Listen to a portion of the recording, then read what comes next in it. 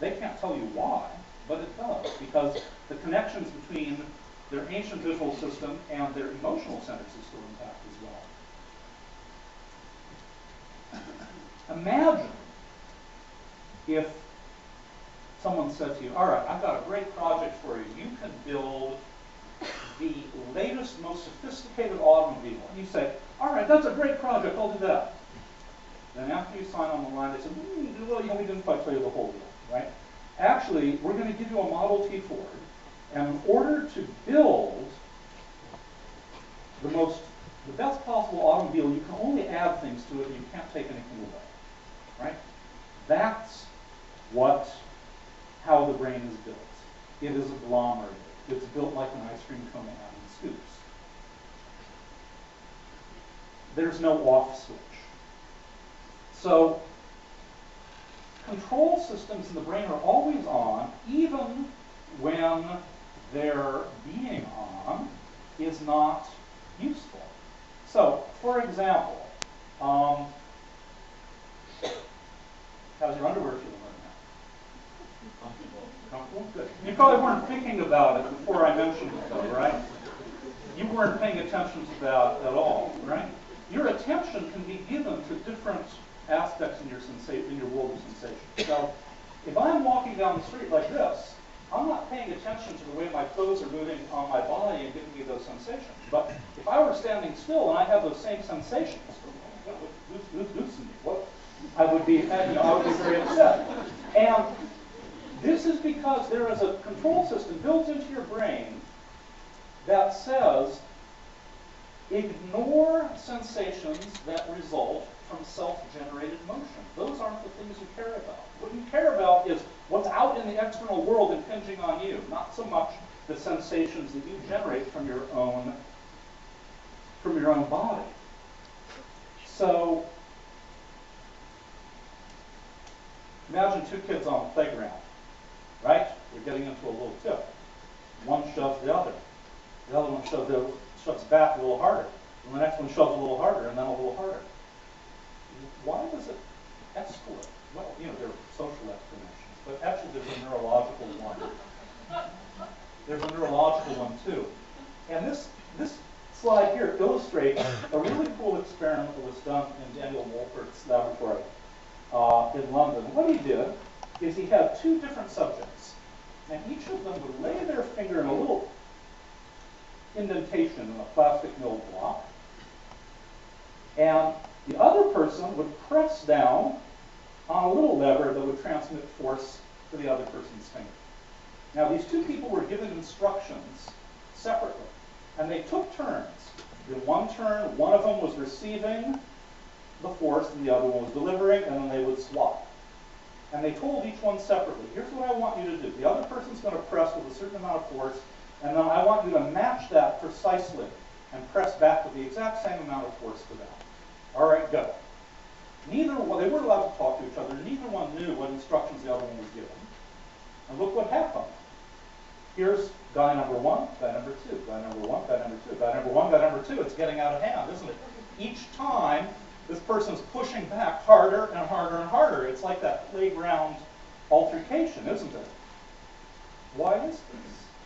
This is because, for the same reason that I was talking about your clothes on your body.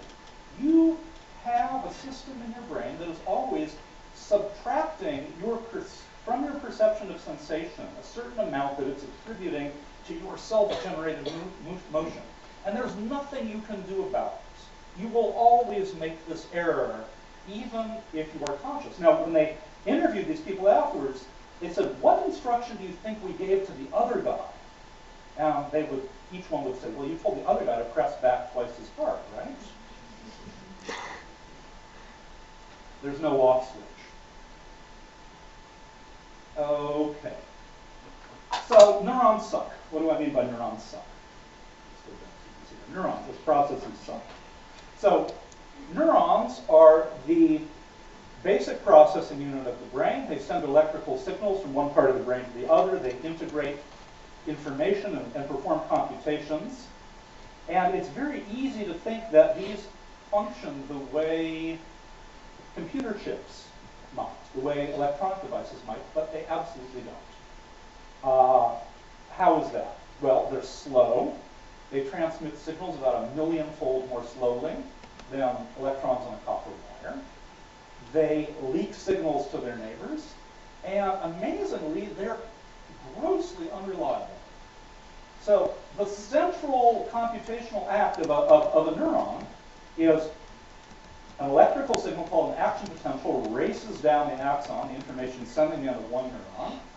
It gets to the end, and that triggers the release of neurotransmitter, which diffuses across the synaptic cleft. This is a chemical, and it binds the next neuron in the chain and propagates information. You would think, well, that is the central act of neurons. It's going to be very reliable. No. It turns out that on average in the brain, only about 1/3 of the time when an action potential invades a nerve terminal does it release neurotransmitter.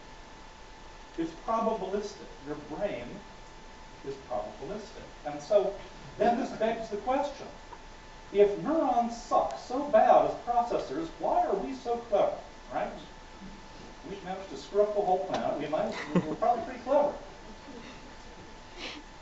And the answer is that the way to build a clever brain with sucky processors is to have an extremely large number of them and have them massively interconnected.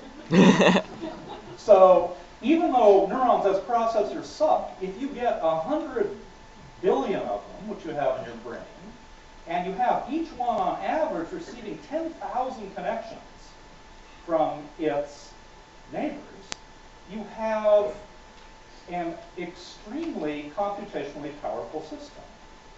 But the downside of this is that you get a really fat head. Okay? So the adult human brain has a volume of about 1,200 cc's. The human brain at birth is about 400 cc's, which is about the same as a chimp. Death during childbirth is almost an exclusively human phenomenon.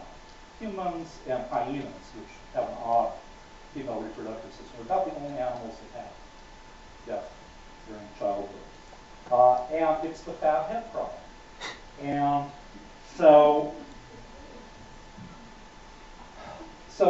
what I'm going to try to convince you is that marriage exists because neurons as processors suck.